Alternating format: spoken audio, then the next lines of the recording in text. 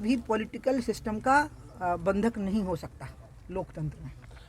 मैंने ये कहा है और मेरा कहने का आगे भी यही मतलब रहेगा। हम कभी भी ये भ्रम ना पालें कि सारा हिंदू समाज हमारा वोटर होगा, नहीं हो सकता।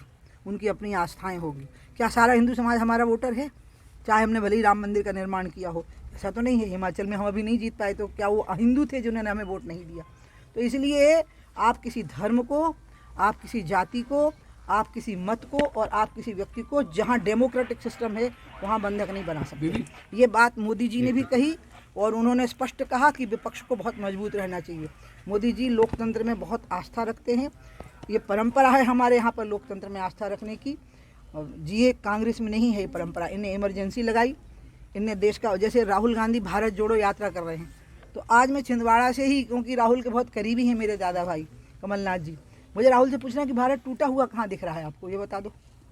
हमें तो जुड़ता हुआ दिख रहा है। 370 हट गई है तो भारत तो जुड़ गया, ज़्यादा मजबूती से जुड़ गया है। और हम जो पीओ को है उस पर भी हम दावा कर रहे हैं कि वो भी हम इधर लेके आएंगे। तो भारत तो एक ही बार टूटा है जब कांग्रेस ने बंटवारा करवा दिया देश का। तो अगर भारत जोड़ना है तो उस हिस्से को लाने की बात करे कांग्रेस, जो भारत टूट गया कांग्रेस के समय पर।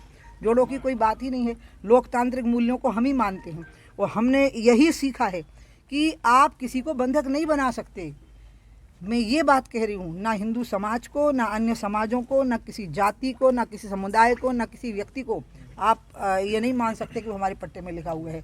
उनको पूरी, हाँ, पार्टी का कार्यकर्ता, पार्टी का मतदाता और पार्टी का नेता मर्यादा में बंधा हुआ है, लेकिन जो मतदाता है वो स्वतंत्र है। दीदी, अचानक कुछ बयान, जैसे साध्वी प्रज्ञा ठाकुर जी का हुआ, कुछ आपका हुआ, ऊषा ठाकुर जी के भी अचानक कुछ बयान ऐसे आ जाते हैं जो चर्चाओं, ये अखबार ने एक साथ 3 महिलाओं के नाम छापे हैं। ये महिला विरोधी बात है, ये महिला विरोधी सोच है।